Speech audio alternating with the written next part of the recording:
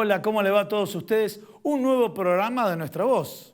Nuestra Voz son todas las voces y todas las voces que cubren el ámbito de la cultura, el ámbito de la política, el ámbito gremial.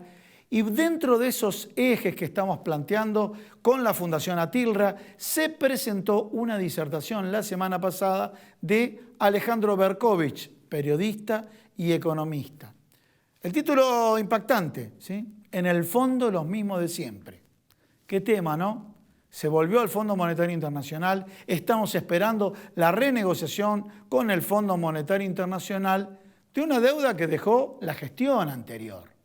Ya sabemos que el Gobierno Nacional, a través de su ministro Martín Guzmán, tuvo que reorganizar la deuda con los acreedores extranjeros y también con los acreedores locales, y me refiero a los bonistas privados. Y ahora esta segunda etapa que le toca con el Fondo Monetario Internacional.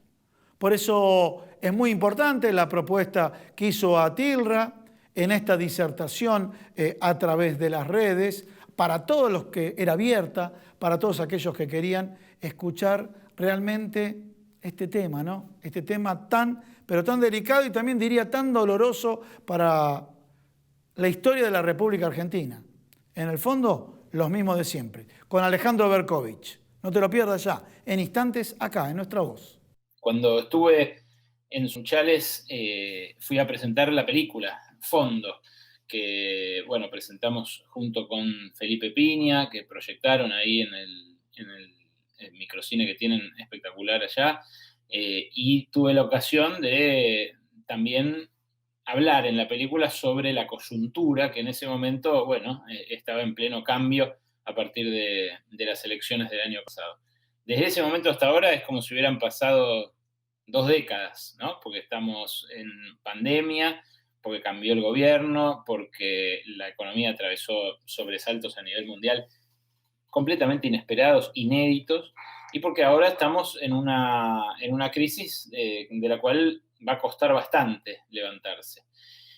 Y el Fondo Monetario es lamentablemente un invitado que no podemos soslayar, que va a estar presente en este intento de reconstrucción, de recuperación, que vamos a tener que incluir en las conversaciones, porque la deuda que quedó con el Fondo Monetario del gobierno de Macri es una deuda realmente muy importante. Y además entramos ahora en una fase de renegociación de esa deuda que va a tener características bastante distintas a la renegociación que vimos en este último tiempo que hizo Martín Guzmán con los acreedores privados. Los que vieron la peli, bueno, los que no, los invito a hacerla, porque justamente por la pandemia decidimos abrirla gratis a todo público y la subimos a mi canal de YouTube, que lo van a encontrar disponible ahí googleando muy fácilmente. Bueno, en la película recorrimos todas las últimas experiencias del Fondo Monetario y yo personalmente viajé a Grecia y a Portugal, además de a Estados Unidos, por supuesto al cuartel general del fondo. Viajé a Grecia y a Portugal para mostrar 2 casos distintos de 2 experiencias de países que tuvieron créditos importantes y programas de asistencia con el Fondo Monetario en esta última década. Son experiencias muy distintas de las cuales podemos aprender muchísimo y de las cuales ahora, más que nunca, tenemos que aprender porque se viene, como digo, una negociación súper importante. Primero, ¿qué diferencia hay entre la negociación que tuvimos hasta ahora y la que vamos a presenciar a partir de ahora con el Fondo Monetario? Me refiero a la de los bonistas y a la del fondo propiamente dicho. Bueno, esta negociación que cerró Martín Guzmán con el 93% de adhesión, que implica renegociar el 99% de la deuda con privados y demás, era por 66.000 millones de dólares, que ahora van a verse recortados en más o menos unos 37.000 millones de dólares en flujos de pagos de acá a los próximos 10 años. En paralelo a eso, hubo conversaciones con el Fondo Monetario todo el tiempo, pero no por la deuda con el fondo, sino porque el fondo opinaba sobre lo que le reclamaban los acreedores privados a la Argentina.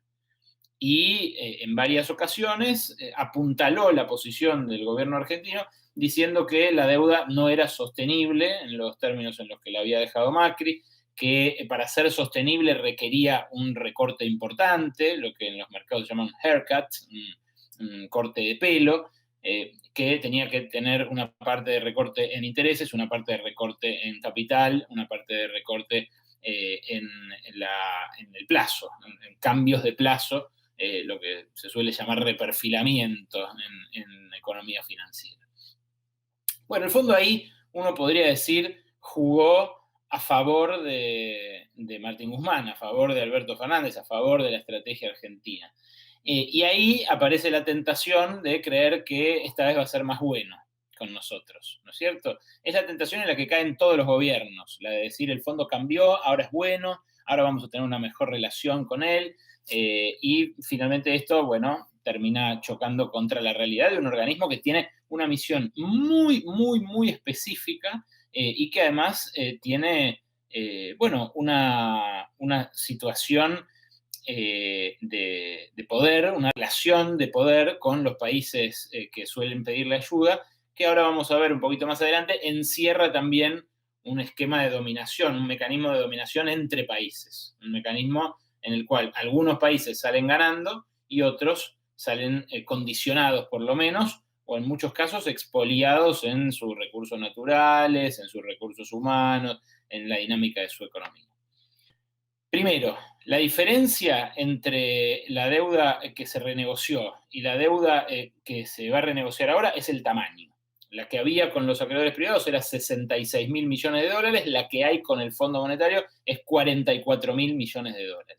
Esa es la deuda que dejó Macri. Es una montaña de guita, es impagable y por cómo estaba distribuida en el tiempo, parecía que la hubieran contraído como si no hubiera mañana. La estructura de pagos de deuda que tenía para 2021, 2022, 2023 y 2024 la Argentina era una estructura impagable con lo que genera la Argentina en dólares y con lo que genera el Estado argentino en recaudación. ¿Cuál era la estrategia o el argumento que decía Macri tenía para haber contraído tanta deuda? Bueno, que se la iban a refinanciar todo el tiempo, que como el gobierno suyo generaba confianza en los mercados, que le iban a refinanciar esa deuda a medida que fuera venciendo y que nunca iba a haber que pagarla, digamos. Por eso se comprometieron a esos pagos en estos años que vienen y los defendieron diciendo, es cierto que son impagables así, pero como nos la van a refinanciar, no es tan grave. Bueno, eso es lo que dejó de pasar justito antes de las elecciones del año pasado. Después de las PASO, cuando queda probado que el gobierno de Macri la tenía muy difícil para obtener la reelección, los acreedores privados dicen, bueno, señores, entonces, ¿saben qué? Yo la quiero toda ahora porque se me va a complicar cobrar, porque no sé quién va a gobernar después. Ahí es cuando se terminó de derretir el último acuerdo con el Fondo Monetario. Ahí es cuando Hernán Lacunza tuvo que poner el límite de los $200 para la compra de dólares, ahí es cuando se reprogramaron los aumentos que había previstos para antes de las elecciones, ahí es cuando también se reperfiló la deuda en pesos para los acreedores locales, en fin, ahí terminó de colapsar el segundo acuerdo que había hecho Nicolás Dujovne y que después terminó administrando Hernán Lacunza como ministro de Economía medio de emergencia ahí sobre el final del gobierno de Macri. Atilra es artífice de un proyecto solidario, colectivo y social. Es una realidad que crece, se desarrolla, vive y se multiplica, pero sobre todo permanece en el tiempo. Atilra, más de 70 años sembrando de sueños el camino. Bueno, ustedes escucharon la primera parte de la charla, la disertación que hizo Alejandro Berkovich. En el fondo, los mismos de siempre. Es la primera parte, lo vamos a ir fraccionando. Acá y en otros programas, realmente muy, pero muy interesante esta charla y el film también que proyectó en la Fundación Atilra el año pasado. Y ahora sí, como dijimos, queremos abordar el ámbito de la cultura y dentro del ámbito de la cultura tenemos el ciclo de charlas, ¿sí? Las charlas de Entrecasa. Y bueno, con Alejandro Apo, ¿qué vamos a escuchar ahora? No se lo pierdan, El Negro Bachicha. Yo mientras tanto me despido de todos ustedes y nos vemos la semana que viene. ¿En dónde? Acá, en Nuestra Voz.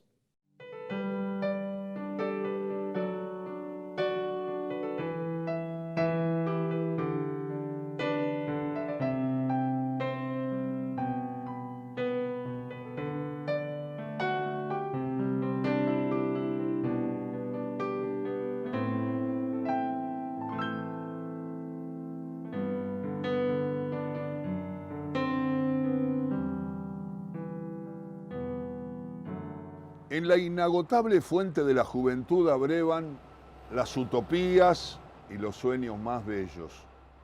Es la etapa en la cual, sin haber buceado en las historias 3 de Herodoto, proclamamos de puros jóvenes nuestra propia inmortalidad. El joven puede fracasar porque intuye que tiene tiempo para volver a empezar, a diferencia de los viejos, que saben que no pueden darse ciertos lujos.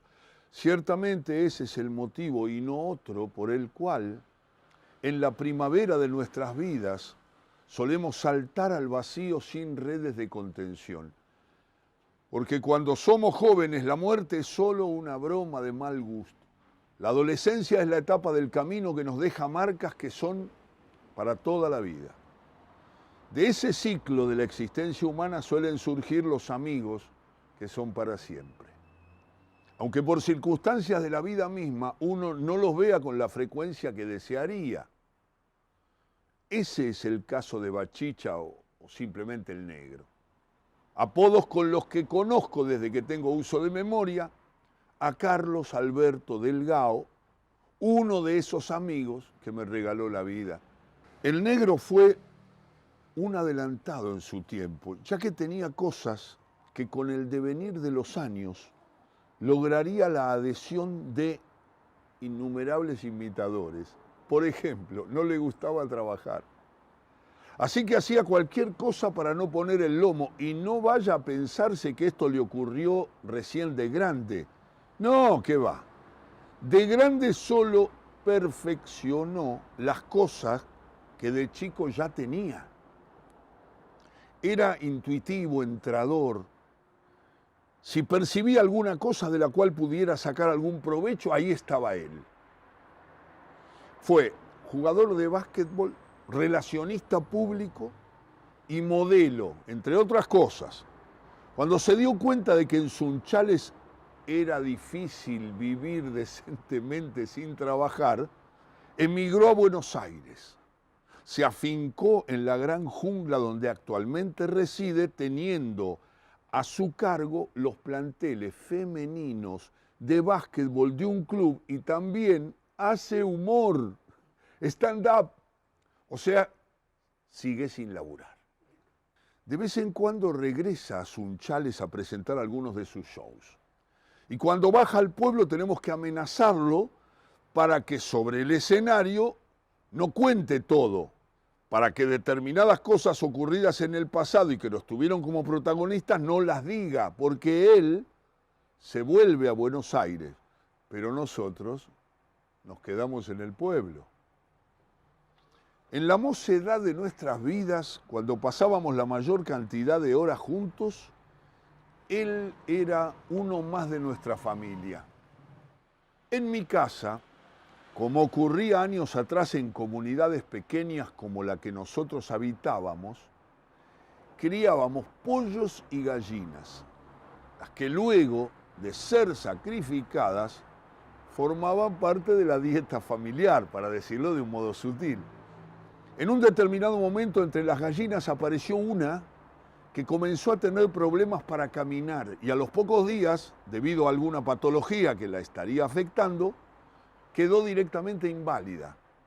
Al observarla, mi madre le dice al Negro Bachicha: fíjate que esa bataraza Bachicha se enfermó y no puede caminar, ¿te animás a llevarla por ahí? A mí me da lástima sacrificarla. Bueno, Ángela, no se haga problema, Yo se la llevo, un favor no se le niega a nadie, respondió sonriendo el negro. Al día siguiente, Bachicha regresó a casa y Angelita le preguntó, ¿y qué hiciste con la gallina? La hicimos con papas, doña. Le respondió el negro, se la habían comido. No sé si lo que voy a decir justificará en parte el hecho ocurrido, pero el negro vivía con su padrastro, que era jubilado ferroviario, y con su hermana menor. Quizá quienes conozcan lo que ganaba un ferroviario jubilado en aquel momento puedan comprender la temeridad de aquel acto. Un día me dice, Tito Guieto necesita vendedores de sandías que trae desde Santiago del Estero en el tren de cargas. No creo que nos pague demasiado, le respondí. Seguramente que no, pero Tito me dijo que las que estuviesen rotas nos las podíamos quedar nosotros para consumirlas o venderlas a un precio menor, contestó mi amigo. Solo en el pase del vagón de carga al camión donde debíamos trasladar las sandías, el negro dejó caer 18 al piso. Las que por supuesto se partieron procediendo los susodichos a decomisarlas e inventariarlas a nuestro favor. Al día siguiente hizo lo mismo con 14 sandías más. Por lo que Tito Guieto procedió a despedirnos verbalmente sin invocar causa alguna. Recuerdo que solo nos dijo con voz firme, dejen muchachos, no los necesito más. En esa época yo vivía en el barrio Moreno, detrás de las vías. Un día llega el negro a mi casa y me dice, ¿te enteraste que esta noche hay baile en Selva? Yo, que había nacido en Selva, una localidad santiagueña distante más o menos 150 kilómetros al norte de Sunchales, le digo, no lo sabía, ¿por qué me lo decís? Porque estaría bueno para ir, me responde. ¿Qué está diciendo? No tengo un centavo. Inmediatamente le respondí. Además, ¿en qué vamos a ir? Agregué. Por la plata no te hagas problema, me contestó. Vamos en tren, a las 6:15 te paso a buscar. Traté de hacerlo entrar en razones, pero no hubo caso, fue tajante. Vos cambiate, que del resto me ocupo yo. Fue así que a la hora señalada llegó a mi casa y me dijo, vamos. Yo vivía a escasos 150 metros de la estación ferroviaria. Cruzamos el monte de eucaliptus y cuando traspusimos las vías del tren ya estaba llegando. Cuando amagué ir para el lado de la boletería, el negro me dijo, deja que lo arreglamos arriba, invitándome a subir al tren. Yo mucho no entendía, pero su padrastro había sido muchos años el guardabarrera del lugar y confié en lo que me estaba diciendo. Nos sentamos uno al lado del otro en uno de los vagones de pasajeros de aquel tren de la línea Bartolomé Mitre, que la gente del norte siempre lo reconoció como el mixto. Al ratito de haber partido se escucha desde el fondo del vagón al guarda que en mi mayor dice alzando la voz como para ser escuchado por todos los pasajeros. Tacural y boleto sin marcar. En la jerga ferroviaria eso implicaba que todas y todos aquellos pasajeros que tuviesen destino final la próxima localidad, Tacural, debían entregar sus pasajes y quienes habíamos subido en Sunchales también deberíamos hacerlo para que el guarda procediera a marcarlos con una maquinita manual que todos conocíamos como picaboletos. Cuando el negro ve que el guarda se acerca, me dice que me haga el dormido. Ahí mismo me di cuenta que tendríamos un viaje movidito. Que aunque no estábamos en un avión, igualmente habría turbulencias. De todas formas, no me quedó más remedio que hacerle caso, cerrar los ojos y hacerme el dormido. Pero todo fue en vano. El guarda, al llegar a la línea de nuestros asientos, se paró. Y levantando el tono de voz, ya como barítono, expresó, Tacural y boleto sin marcar. Indudablemente debe haber percibido el circo que pretendíamos montar y directamente, con fuerza, nos tocó los hombros y con cara de pocos amigos repitió, ya no a todo el pasaje, sino directamente a nosotros: Tacural y boleto sin marcar. Y ahí empezó el problema. Se generó una discusión entre el guarda y mi amigo que pretendía explicar lo inexplicable. La discusión se extendió hasta que llegamos a Tacural, momento en que lo llamaron al guarda y por un momento desapareció del vagón. Cuando el guarda se fue, le manifesté al negro: ¿viste? Si hubiésemos sacado el pasaje en la boletería no tendríamos este problema. Ahora nos van a exigir que paguemos la multa. Pagás y se termina el problema. Mirá que nos están mirando todos, le dije ya, subiendo un poco el tono de la voz. Si no tengo un mango, me respondió el negro. ¿Cómo que no tenés plata? ¿Qué me estás diciendo? ¿Y ahora qué vamos a hacer?, le dije. Déjame que yo la piloteo, me contestó. No bien salimos de Tacural, nuevamente el guarda volvió a la carga. Parecía que le salía espuma por la boca. La discusión se tornó realmente áspera. El resto de los pasajeros presenciaba la escena palpitando quizá un final trágico. Trágico para nosotros, claro. El negro, en lugar de bajar la cabeza, se envalentonaba, mencionando leyes provinciales y nacionales inexistentes que por supuesto el guarda no se tragaba. Ya a esa altura del recorrido, el representante ferroviario había perdido los estribos, nos amenazaba, no solo con bajarnos en la próxima estación, sino también con hacernos meter presos. Cuando la situación se volvió inmanejable, el negro sacó un conejo de la galera y le dijo: me extraña que trate de hacer eso con nosotros. Mi padre, que es tan ferroviario como usted, jamás haría lo mismo con sus hijos. Esa frase cambió la ecuación de la relación. El negro le tocó el corazón al guarda, el que ya con otro tono de voz le preguntó: ¿pero quién es tu papá? ¿Es ferroviario? ¿Trabaja en Sunchales? Usted seguro que lo conoce, se jubiló el año pasado, fue el guardabarrera del paso a nivel norte de Sunchales. Se lo expresó el negro ya advirtiendo que había logrado sensibilizarlo. Silverio Delgado, no me diga que sos hijo de Silverio, pero sí, ¿cómo lo voy a conocer? Gran persona, Silverio. Mandale un abrazo grande de parte de Pancho Benavides.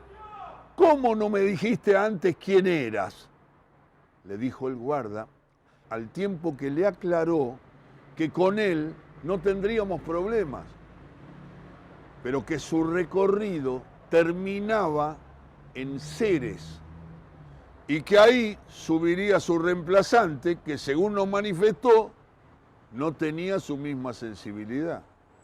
Fue así que el trecho que quedaba hasta Ceres lo hicimos tranquilos. Cada vez que el guarda pasaba, nos saludaba con una sonrisa. Y hasta le tocó cariñosamente un par de veces la cabeza al negro ante la atónita mirada de los pasajeros que observaban, sin comprender el cambio de actitud de aquel hombre que hasta hacía un ratito amenazaba con hacernos meter presos. Llegamos a Ceres y efectivamente hubo cambio de guarda.